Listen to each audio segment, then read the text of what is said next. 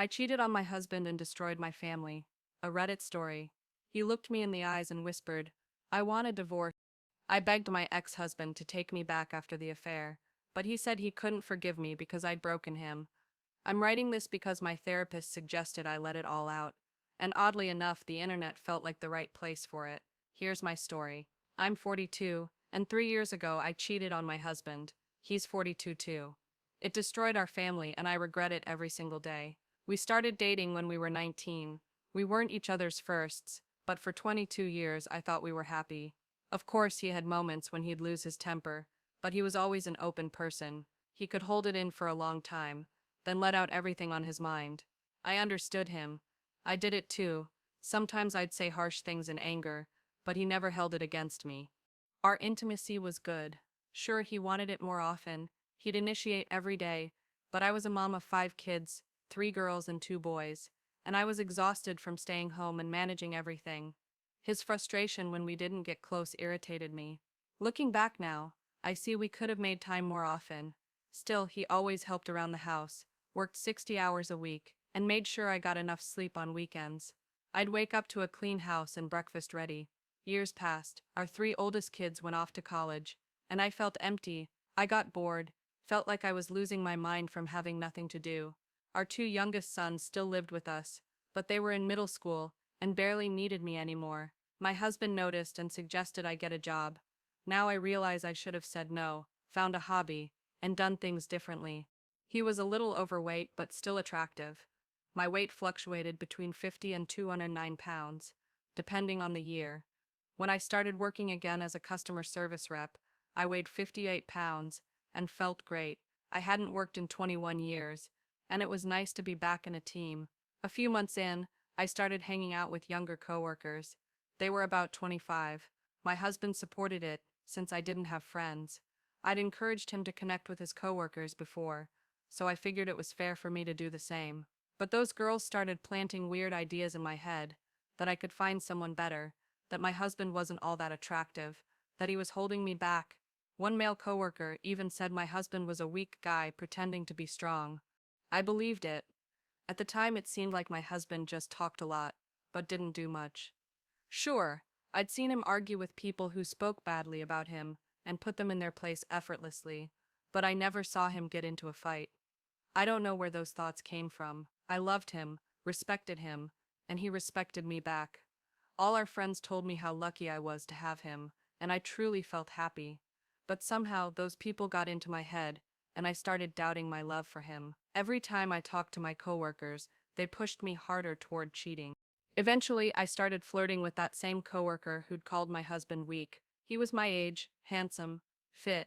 A few weeks later, one thing led to another. He made the first move, and I just went along with it. We got close whenever we could. I felt young, desired, but at the same time, I treated my husband horribly, rejecting his attempts at intimacy, mocking his appearance, even trying to convince him he was imagining things when he got suspicious. I had no idea what was happening to me. Looking back now, I don't know why I acted that way, or who that woman was that I'd become. I realized how bad things had gotten. It all came crashing down when my husband, during dinner, crushed a glass in his hand. Looking at me with hatred, he spat out, "You've got a mark on your neck," tied up his hand and left for the hospital. My son stared at me in shock. My oldest eyes turned red, and he ran out of the room. I called that guy and yelled at him, but he just said he wanted to leave his mark. I felt sick with disgust, and for the first time I truly regretted what I'd done. Late that night, my husband came back, looked me straight in the eyes, and asked how long it had been going on. I wanted to lie, to deny it all, but seeing his face I told the truth. 4 months. He circled me, stopped by my ear, and whispered so only I could hear, "I want a divorce." I got angry. He'd never spoken to me like that before, but all I could do was cry, especially when I saw my sons at the bottom of the stairs glaring at me with fury. I blamed him for saying it in front of the kids, though I should have been mad at myself, disgusted with myself, but I was in some kind of haze. He shut down emotionally right then, like a switch flipped, and his love for me vanished. My female coworkers supported me, convincing me I was making the right choice, that I could now spend more time with this new guy, and I believed them. I didn't want to drag out the split. My husband moved out, renting an apartment a mile away. My sons started treating me like trash. My daughters stopped talking to me. That guy began coming over to my house, despite my protests. He'd just show up, driving the kids crazy, but he wouldn't leave. One day, my ex-husband came to pick up the boys while that guy was there. He was physically stronger than my ex, but my ex just smiled and said, "Not now." Then, with a grin, added, "But soon." After he left, I was furious and told that guy his behavior was unacceptable, but he ignored me. When I didn't calm down, he yelled at me. It scared me. Over time, he started dictating what I should eat, what to wear, saying awful things when no one was around, and I let it happen. When our divorce was finalized, we agreed to split everything 50-50. I paid him his share for the house. Officially, we had joint custody, but the boys refused to live with me and moved in with their dad. I hadn't seen my older daughters in forever. They don't pick up, don't answer my calls. I only found out one of them was in a serious relationship when my ex mentioned it in passing. But the most painful moment was signing the papers. When I saw him take off his wedding ring and place it on the table, I could barely breathe. I stared at that ring, picked up the pen, and froze. That's when it fully hit me how much I'd messed up. I'd ruined my marriage, my relationships with my kids, and maybe even landed myself in a toxic situation. I broke down sobbing, struggling to breathe, overwhelmed, but I eventually signed. A week after the divorce, that guy hit me for the first time. I was telling him about my day, accidentally knocked over a table, and his phone fell. He looked at me, slapped me across the face, and called me clumsy. I called my ex-husband. The first thing he asked was, "Is he touching our kids?" I said, "No," and he hung up. That night, I cried my eyes out. Soon, that guy stopped holding back. He started hitting me more often, and it went on for 2 months. Back then, I felt like I deserved it. My ex never laid a hand on me, but this guy did. I saw it as punishment. It ended when he hit my daughter, who'd come home from college during quarantine. She was the only one of the kids still staying with me. The two older daughters lived with their dad. One call from her, and my ex showed up. He told that guy to take the first swing, then beat him senseless. His face stayed stone cold the whole time. I begged him to stop. He looked at our daughter's face, asked which hand the guy had used to hit her, and then broke his right arm by stepping on it. When it was over, my ex grabbed him by the collar and dragged him out of the house. He didn't look at me once, didn't acknowledge I was there. He took him to the hospital and told the doctors he'd fallen down the stairs. My ex stayed there with him. I don't know what they talked about, but the next day that guy quit his job and disappeared from my life. I kept working, while my ex started dating my single friends, even a couple of my coworkers.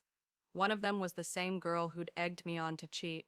I found out later when I overheard her complaining to colleagues that he'd stopped calling her after they hooked up. It hurt me, and I think he did it on purpose.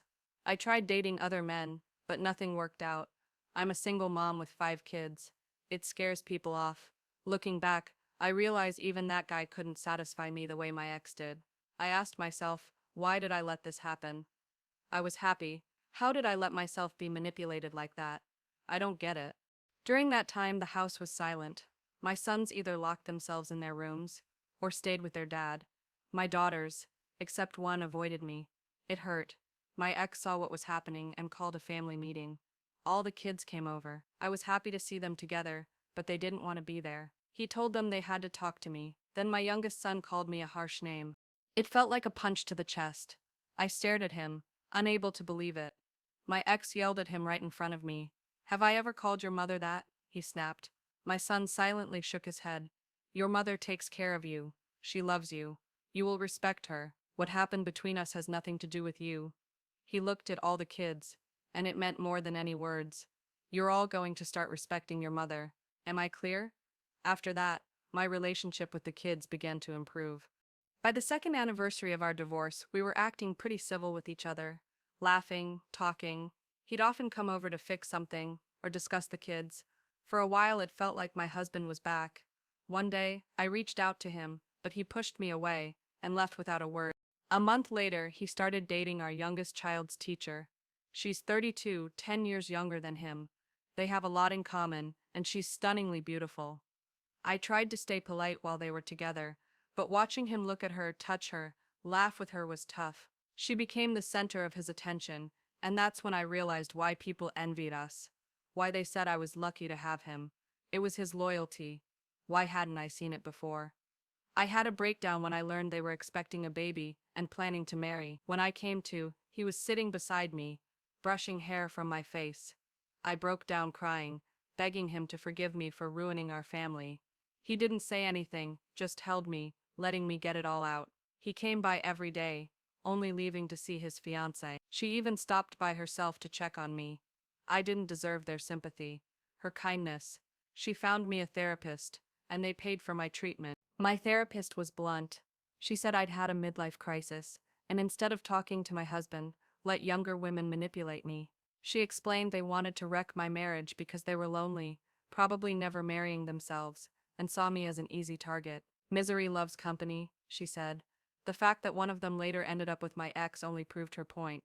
After months of therapy, seeing I still couldn't cope, she suggested I write a post online, make an anonymous account, and pour out my pain. It's a kind of therapy, a unique alternative to group sessions. My ex's new wife is an amazing person. She often checks on me, makes sure I'm okay, talks to me. As much as I might want to hate her, I can't. She's too kind. Their twins are a miracle. My ex stops by sometimes too, ensuring I'm eating, that I'm all right. He says no matter what, I'll always be the mother of his kids, and he'll be there as a friend. Last Saturday he came over, let me sleep, cleaned the house, and made breakfast. I broke down again. I miss him so much. My husband, my best friend. I still don't understand how I was so easily manipulated. I'm so lonely. The kids are around, but we're not as close as we used to be. They're here, but the one I want most isn't. He has a new life, and it's my fault. Someday I'll move on too, but right now I feel like I deserve this. Everything that's happening. I want to clarify, I thought about sharing what my ex-husband went through, but it's not my story to tell his pain. I tried countless times to make amends, but he wanted nothing to do with me. It got worse because that guy wouldn't leave me alone. No matter how hard I tried, he just wouldn't go away. I felt trapped during that affair. It was a strange numbness, hard to explain, like I was watching myself from the outside. The day it all came out, I'd planned to end the fling for good, but he left a mark on me. I remember begging my husband for another chance. A few days after he found out, he just looked at me and walked away. He only spoke to me 3 times after that. When he tried to stay civil while signing the divorce papers, when I called him after that guy hit me, and the day after he nearly took him out. That day, he let me have it. As I've said, he had a habit of bottling up anger and then exploding. He yelled at me, talked about the stupid choices I'd made, how I'd destroyed him, how he had to mourn our marriage in silence to stay strong for the kids. I just cried because I knew I'd broken this man, this strong person who'd have moved heaven and earth for me if I'd asked. I apologized, but he didn't want to hear it. He said that guy would never bother me again and left. It took a year before he'd even talk to me normally. Before that, he couldn't stand to see me. When he started dating women I knew, I didn't say anything. I understood why he was doing it, and felt he'd earned that right. After the family meeting, where he demanded the kids start talking to me again, he began treating me civilly for their sake. That's when I truly realized what I'd lost. Slowly, the kids started coming back to me. The youngest held out the longest, but I tried. God, how I tried to fix things with them. They became my top priority. When they saw my effort, they gradually opened up, but not like before. By the second year after the divorce, watching my kids laugh in our house, seeing my ex joke around, grill with them, dance with our daughters, I thought if I try harder, if I show him how much I regret it, I could win him back. I did everything I could, suggested family therapy, wore clothes he'd once bought me, his favorite perfume, styled my hair the way he liked. But he ignored it all. That's why I tried to kiss him that day. It felt like there was a spark again. But he stopped me. I broke down, begged, but he just stared at me silently. He said he couldn't be with me because I'd broken him. I'll never kiss you again because your lips touched someone else. I'll never hold you because you let another man touch you. I'll never sleep beside you because you were with someone else. I tried to argue that he'd been with other women after the divorce, but he cut me off sharply. That was after the divorce. You betrayed me while we were married. My body and heart were yours, just as yours should have been mine, and you destroyed that. I tried to keep a friendly relationship with him, but it's hard. I was married to this man for over 20 years and wrecked it in 6 months. For what? A midlife crisis, a desperate need for friends, a desire to fit in with the young crowd. Looking back, I don't recognize the woman I became. Nothing I did felt like me. My third daughter understood everything. She held me together, helped me. I didn't even know she was home that day. Usually that guy would hit me when the kids were gone, or in the car where no one could see. I was always scared when they left. But I let him treat me that way, because I thought I deserved it. That night, for the first time in a long while, I decided to stand up to him. I told him to get out. He didn't like that at all. He hit me and pinned me to the wall. Out of nowhere, my daughter jumped on his back. He threw her off and hit her. Furious, I hit him back and ran with her to the garage. He started banging on the door. She called her dad. When my ex arrived, he smashed through the garage door. I barely stopped him, or he would have killed him. His new wife is a true blessing for him. She gave him a chance to love again, to be himself. I didn't want to be part of his new life, but it was her idea. She'd been in a toxic relationship before meeting my ex. She didn't want conflict, but made it clear that if I crossed a line, she'd push back. My kids adore her. She was their English teacher, after all. There are moments when guilt just paralyzes me. Yes, I still work at the same company, and eventually became a manager. I fired those women. I knew all their dirty secrets, so it wasn't hard. I just miss my old life. That's it. Before moving on to the next story, please share your thoughts in the comments about this one. What hit me the hardest was how the author's coworkers said her husband was weak, while that guy was supposedly a real leader. At least that's what he claimed. And what happened? Sure, he acted tough, not just with men but with women too, even hitting them. But when he faced the author's ex-husband, it turned out he wasn't what he thought he was. I'm glad the story ended this way. Honestly, her ex-husband deserved that outcome. Thank you so much for watching. Please write in the comments if you've ever experienced something similar.